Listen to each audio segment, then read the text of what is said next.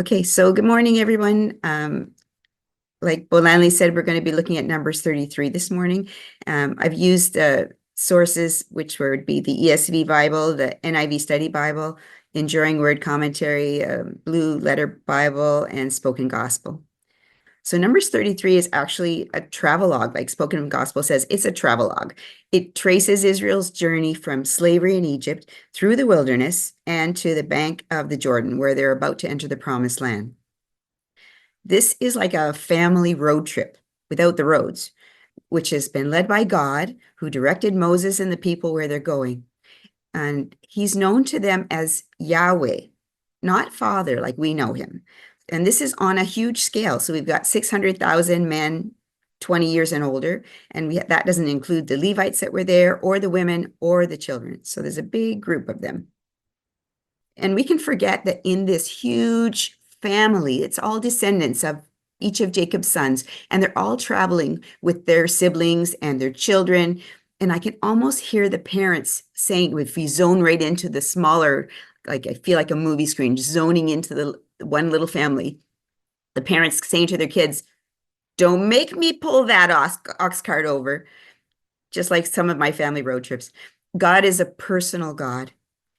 Recounting Israel's travels shows that God is faithful to bring his people where he promised, no matter what stood in the way.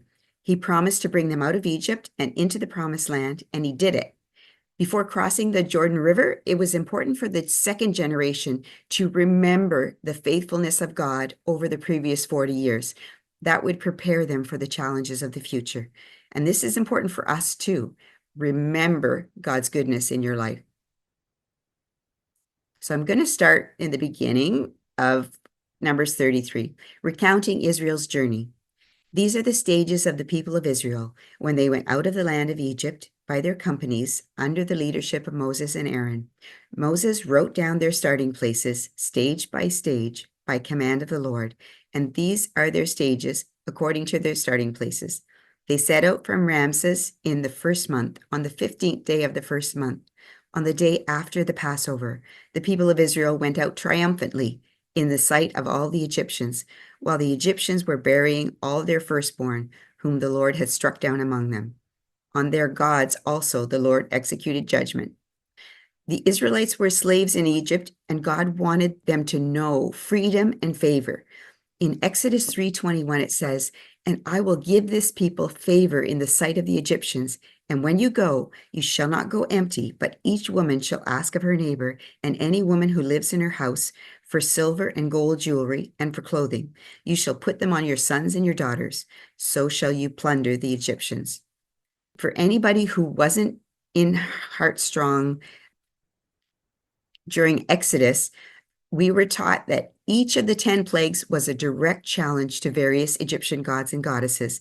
The Egyptian people all experienced each plague, and by the end, they had enough respect for the Israelites that they willingly gave them treasures to travel with. Although Pharaoh's heart got harder, the ordinary people didn't have the same response.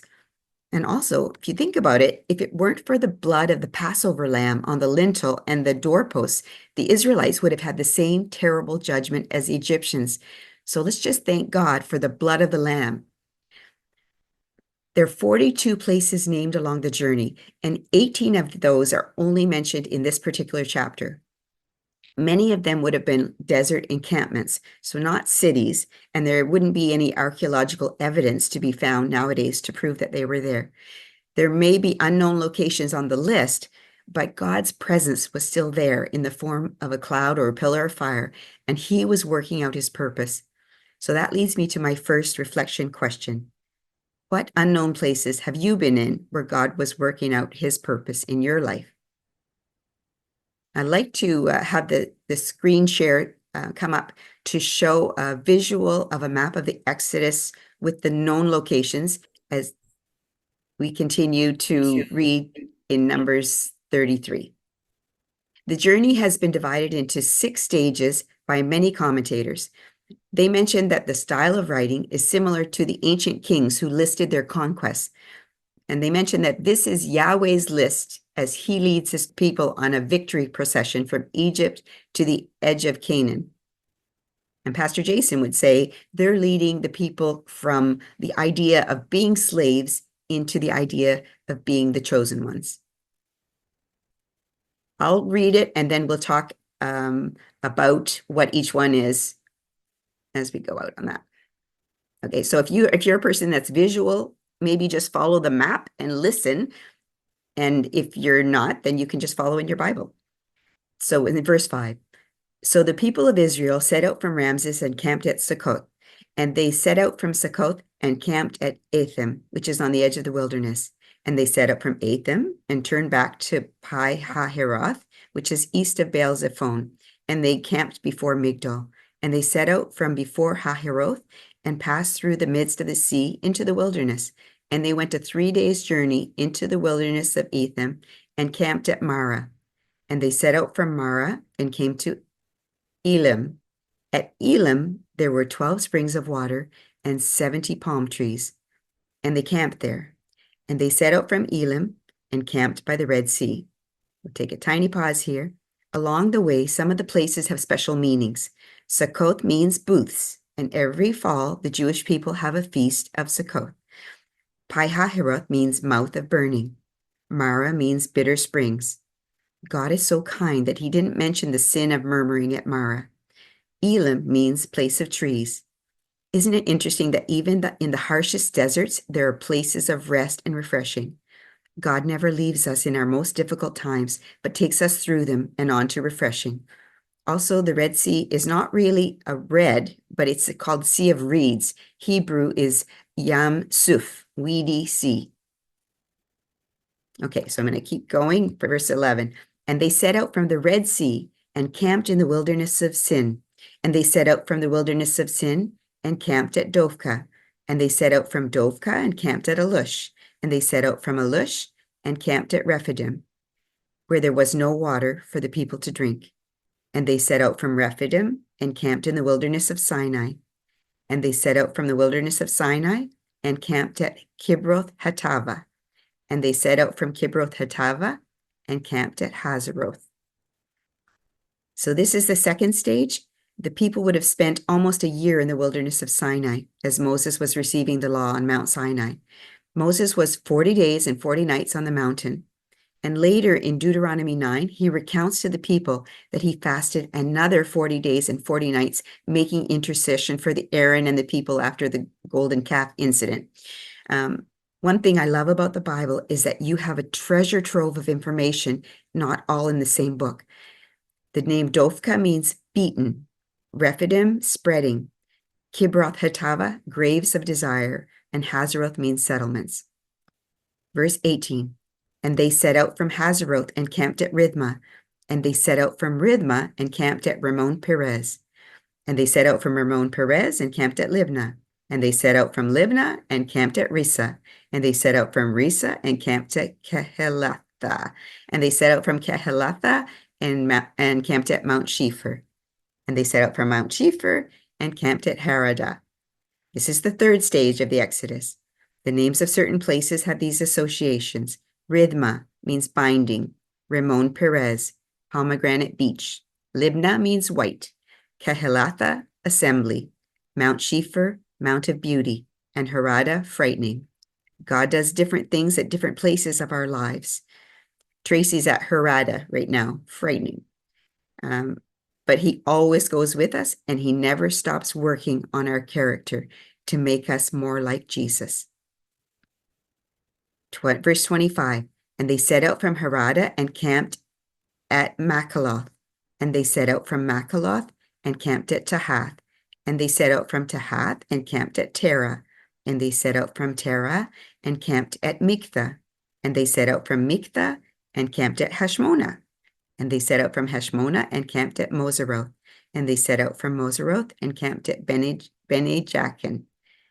Makaloth means place of assembly, Tahath means lower, Mithkah, sweetness, Hashmonah, swiftness, Mazeroth, bands, Bene-Jaakan, sons of Jaakan.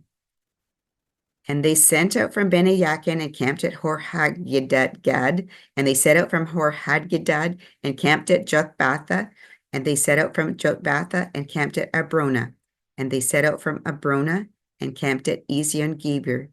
And they set out from Ezion-Geber and camped in the wilderness of Zin, that is Kadesh. And they set out from Kadesh and camped at Mount Hor, on the edge of the land of Edom. And Aaron the priest went up from Mount Hor at the command of the Lord and died there in the 40th year, after the people of Israel had come out of the land of Egypt, on the first day of the 5th month. And Aaron was 123 years old when he died on Mount Hor. And the Canaanite, the king of Arad, who lived in the Negeb in the land of Canaan, heard of the coming of the people of Israel. And they sent out from Mount Hor and camped at Salmona. In this 5th stage of the journey, Mount Hor is mentioned as the place where Aaron died and was buried. He was the first high priest. Hor Haggidgad means hollow of Gidgad. Jotbatha, pleasantness. Abrona, regions beyond. Ezion-Geber, mighty trees. Kadesh, sanctuary. Mount Hor is unknown, but there's actually 2 Mount Hors. One is at the border of Eden, where they were, and another one's found in the north of Israel. And Zalmona means resemblance or image.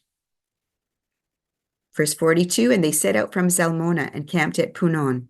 And they set out from Punon and camped at Oboth. And they set out from Oboth and camped at Abiram in the territory of Moab. And they set out from Eim and camped at Dibon-Gad. And they set out from Dibon-Gad and camped at Almon-Diblathim. And they set out from Almon-Diblathim and camped in the mountains of Abiram before Nebo. And they set out from the mountains of Abiram and camped in the plains of Moab by the Jordan at Jericho. They camped by the Jordan at Beth Jeshimoth, as far as Abel Shittim in the plains of Moab. And in this 6th stage of their journey, they arrived on the threshold of Canaan, the land promised to them. The associations for those are Oboth means water skins. Abiram means the heaps of Abiram. Dibon-Gad, built up by Gad. Almon-Diblathim, hidden figs, maybe. And mountains of Abiram means the mountains beyond. So in reading this chapter and preparing to present it, I have to admit that I had to deal with my own impatience. This took forever to type all of these places, to finish with each stage. I wanted them to get on with it. It's amazing that the 2nd generation of people learned to obey the leading of the Lord. They'd seen their parents react with impatience and idolatry, lack of reverence for God, pride, presumption, and grumbling and complaining about the food, the manna that they'd been given, the lack of water. They watched them all die off in the desert. But I really don't think we should judge those people too harshly. When we are called to our practices, for example, solitude, fasting, and prayer, that can also be a desert time for us. I know that when I'm fasting, I can be irritable and grumpy. And what about you guys? If you do these things, these are your desert times. So my second question is in 2 parts. How do you quiet yourself to remain obedient when everything in you wants to give up? And also, what kind of faith are we modeling for the next generation? So the last part of chapter 33 is about driving out the inhabitants. In verse 50, it says, and the Lord spoke to Moses in the plains of Moab by the Jordan at Jericho, saying, speak to the people of Israel and say to them, when you pass over the Jordan into the land of Canaan, then you shall drive out all the inhabitants of the land before you and destroy all their figured stones and destroy all their metal images and demolish all their high places. And you shall take possession of the land and settle in it. For I have given the land to you to possess it. You shall inherit the land by lot, according to your clans. To a large tribe you shall give a large inheritance, and to a small tribe you shall give a small inheritance. Wherever the lot falls for anyone, that shall be his. According to the tribes of your fathers you shall inherit it. But if you do not drive out the inhabitants of the land from before you, then those of them whom you let remain shall be as barbs in your eyes and thorns in your side, and they shall trouble you in the land where you dwell. And I will do to you as I thought to do to them. This last section is the strict command given to drive out the inhabitants of the land of Canaan and to destroy all of their idols. In Psalm 106, 34 to 36, it is written, They did not destroy the peoples as the Lord commanded them, but they mixed with the nations and learned to do as they did. They served their idols, which became a snare to them. My last question this morning is, what idols in this world want to steal your affection away from God? Are you driving them out, or are you tolerating them? So I found a prayer that is a combination prayer. It's kind of something that you might see if you were attending a Catholic church, because it's a communal prayer where not just the person prays at the front, but all the people pray together. So what I'm going to get everyone to do for this morning is I'm going to get everyone to speak this prayer at the same time with me while you stay muted, because I think as a Heartstrong family, we're journeying together, and similarly to how the people of Israel were journeying. And so we're doing this all together. And so I want us to pray this together. And I hope it speaks to you this morning. So, in all our traveling, may your footsteps guide us.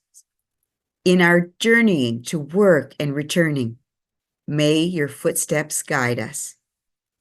Within our homes and families, may your footsteps guide us. In our leisure time together, may your footsteps guide us. In difficult situations and conflict, may your footsteps guide us. As we stumble on the way, may your footsteps guide us. In the traveling of our faith, may your footsteps guide us. As we place our trust in you, may your footsteps guide us. In all our traveling, Lord, may it be your footsteps in which we place our feet. Amen.